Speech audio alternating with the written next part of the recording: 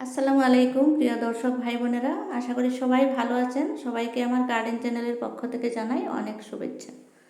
এই যে দেখতে পাচ্ছেন আলুগুলো আমি আমার বাগানে বস্তায় চাষ করেছি। ছোট বড় আলু, দেখতে ধবধবে সাদা, খুবই ভালো লাগছে। এই বস্তাটা আমি রেডি করেছিলাম আলু লাগানোর জন্য। এখানে আমি কোনো ধরনের সার দিইনি, কম্পোস্ট সার দিয়েছি আমার বাড়িতেই বানানো, আর গার্ডেনের মাটি আর শুকনো গোবর সার, এই তিনটা জিনিস দিয়েই আমি আমার এই গ্রো ব্যাগটা রেডি করেছি। এই গ্রো ব্যাগটা আমি দেখতেই পাচ্ছেন, এটা চালের বস্তা নিচের দিকে বেঁধে নিয়ে যাতে করে খাড়া থাকে সেভাবে করে উল্টিয়ে দিয়েছি। আমি এই গ্রো ব্যাগ এভাবে রেডি করে আপনাদের সাথে আগেও শেয়ার করেছি। আর এখানে আমি একটা টবে বাড়িতে আনা খাওয়ার জন্য যে আলুগুলো গাছ এসে যায় সেগুলো আমি এখানে বসিয়ে রেখেছিলাম। জাস্ট বসিয়ে রেখেছিলাম যাতে শিকড়টা আসে। দেখুন কত সুন্দরভাবে শিকড়টা এসে গেছে। এখান থেকে উঠিয়ে নিয়ে ওই বস্তাটায় আমি আলুগুলো বুনবো। দেখুন কতগুলোতে খুব সুন্দরভাবে শিকড় এসেছে, খুব বড় বড় শিকড় এসেছে। আপনারা আপনাদের বাগানে খুব সহজভাবে আলুর চাষ করতে পারেন। আলু বস্তাতে খুব ভালো হয়। আর এখানে দেখুন যেগুলো আমি রেখেছিলাম সবগুলো উঠিয়ে নিয়েছি, তারপরে চলে এলাম এই বস্তার কাছে। এই বস্তার মাটিগুলো হাত দিয়ে একটু সরিয়ে, জাস্ট অল্প করে সরিয়ে আলুগুলো বসিয়ে দিলাম। আলুগুলো বেশি মাটির নিচে দিতে হয় না, একটুখানি মাটি সরিয়ে এভাবে করে বসিয়ে দিলেই হয়। এইভাবে করে বসিয়ে দিয়ে অল্প অল্প মাটি ঢাকা দিয়ে তারপর জল দিয়ে রেখে দেব। আর এখানে যদি একটু ছায়া জায়গা হয় তাহলে ভালো হয়, আলুর গাছ না হওয়া পর্যন্ত বেশি রোদ্দুর উপরে পড়ে না পড়াটাই ভালো, আর ঢেকে রাখলে আরও ভালো হয়। আমি একটা বস্তা দিয়ে 2-3 দিনের জন্য ঢেকে রেখে দেব।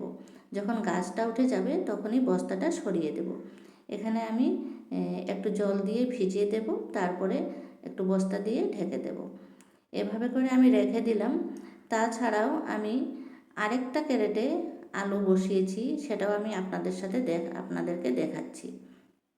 এটা তো হয়ে গেল, এটাতে জল দিলাম, তারপরে ঢেকে রেখে দেব। আর দেখতে পাচ্ছেন মাটি খুব বেশি দেই নেই উপরে, আলু প্রায় দেখাই যাচ্ছে। উপরে উপরে একটুখানি মাটি দিয়ে ঢেকে ঢেকে রেখে দিয়েছি। ঠিক এইভাবে করে আলু বসাতে হয়। আলু বসানোর 2.5 থেকে 3 মাসের মধ্যে আলু রেডি হয়ে যায়। এখানে আমি আরেকটা ফলের ক্যারেটে আলুর গাছ দিচ্ছি। এই আলুগুলো ঠিক এইভাবে আমি বালুতে রেখে দিয়েছিলাম, তারপরে দেখুন একটু একটু গাছ হয়ে গেছে। দেখুন কিছুদিনের মধ্যেই আমার আলু গাছ কত বড় হয়ে গেছে। এটা প্রায় 15-20 দিন পরের ভিডিও। আর এরকম গাছ হওয়ার পরে একটু একটু খাদ্য দিতে হয়, তার আগে নয়। তার আগে শুধু প্লেন জলটাই দিয়েছি যখন প্রয়োজন হয়। আর এরকম গাছ হওয়ার পরে আমি কিচেন ওয়েস্ট ভেজানো তরল সারটা গাছে সেবন করেছি, কখনো 1 সপ্তাহ পরে, কখনো 15 দিন পরে। এইভাবে গাছে খাদ্য দিতে হয়। আর আমি কোনো ধরনের রাসায়নিক সার দিই নাই, কখনো কখনো ছাই ছিটিয়ে দিয়েছি উপরে, দেখতে পাচ্ছেন। ছাই দিলে ফাঙ্গাস মরে, পোকামাকড়ের আক্রমণ থেকে গাছগুলো রক্ষা পায়। এইভাবে খাদ্য দিয়ে দিয়ে গাছটাকে রেখেছি। আর কিছুদিন পরে আমি একটু আলুর শাকও কেটেছিলাম। আলুর শাক কেটে খাওয়া যায়, এইভাবে আলুর শাক কেটে নিয়েছি অল্প অল্প যেখান থেকে কাটা যায়। আপনারাও ঠিক এইভাবে করে আপনাদের বাগানে আলুর চাষ করতে পারেন। আলুর চাষটা এই ফলের ক্যারেটে খুব সুন্দর করে হয়, আর বস্তাতেও খুব সুন্দরভাবে হয়। এই যে দেখতে পাচ্ছেন আমি যে তরল সারটা দিচ্ছি, এটা হচ্ছে কিচেন ওয়েস্ট ভিজিয়ে রাখি আমি এক জায়গাতে, আর সেটাতে পচে গিয়ে যে জলটা বের হয় তার সাথে আরও কিছু প্লেন জল মিক্স করে নিয়ে আমি গাছে সেবন করি। কখনো 15 দিন পরে দিই, কখনো 1 সপ্তাহ পরে দিই। এইভাবে গাছে সেবন করার পরে দেখুন আমার আলুর গাছগুলো মরে গেছে। যখন দেখতে পাবেন আলুর গাছগুলো মরে গেছে তখনই বুঝে নিতে হবে আলু মাটির নিচে রেডি হয়ে গেছে তোলার জন্য। তাই আমি আজকে খাসি নিয়ে এসে গেছি আলু তুলব, আর আপনাদের সাথেও শেয়ার করব। গাছগুলো মরে গেছে, প্রথমে গাছগুলো উঠিয়ে নিচ্ছি, তারপরে মাটির নিচ থেকে আলুগুলো বের করব। কিছু কিছু পাতা কাঁচাও রয়েছে, আর আমাদের এখানে বৃষ্টি নাই, অনেক দিন হয়েছে। এর মধ্যে যদি বৃষ্টি হয়ে যায় তাহলে নষ্ট হবে, তাই আমি বৃষ্টির আগে আগে আলুগুলো উঠিয়ে নিচ্ছি। দেখা যাক কত বড় আলু হয়েছে, কতটুকু হয়েছে, আপনারাও দেখতে থাকুন। মাশাআল্লাহ একটা আলু অনেক বড়, প্রথমে উঠালাম, দেখুন বড় বড় আলু আছে। আপনাদের সুবিধার জন্য আমি ক্যামেরাটা আরেকটু কাছে আনলাম। কাছে এনে খাসিতে আলুগুলো উঠিয়ে দেখাচ্ছি। এই যে গ্রো ব্যাগটা, এটা আমি রেডি করেছি আর আপনাদের সাথে শেয়ারও করেছি কীভাবে আমি বস্তা দিয়ে গ্রো ব্যাগের মতন করে বানিয়েছি।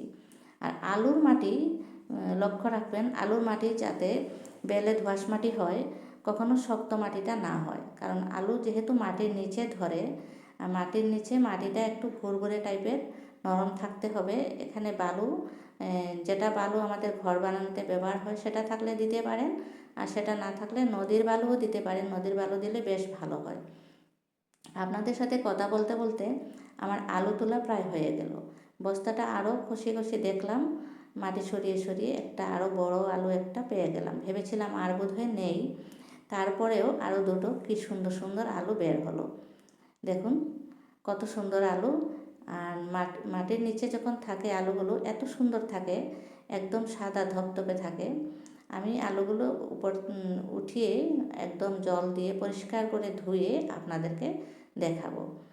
যতই মাটির নিচের দিকে যাচ্ছি ততই একটা না একটা বের হচ্ছে। আমি ভাবছি আর বোধহয় নেই, কিন্তু ছোটো হোক বড় হোক, আলু তো ছোটোগুলো কেন ফেলে দেবো, কেন উঠাবো। সবগুলোই আমি একে একে উঠাচ্ছি। মাটিগুলো এখনও একদম নরম আছে, একদম ভুরভুরে হয়ে আছে মাটিটা খুব সুন্দর হয়েছিল, তাই আলুগুলো সুন্দর হয়েছে। এই যে দেখুন, অনেকক্ষণ পরে পরে একটা আলু পাওয়া যায়, তাই আমি আর ছাড়ছি না। ইচ্ছা করলে আমি বস্তাটা উল্টিয়ে দিয়ে মাটিগুলো ঢেলে ফেলতে পারতাম, কিন্তু অনেক ভারী হবে, এত কষ্ট আর করছি না। এই বস্তার মধ্যে আমি অন্য শাকের বীজ দিতে পারবো, তাই এভাবেই রেখে দিলাম। আলুগুলো ধুয়ে নিয়েছি, দেখুন পরিষ্কার হয়ে গেছে, কত সুন্দর ধবধবে আলু হয়েছে।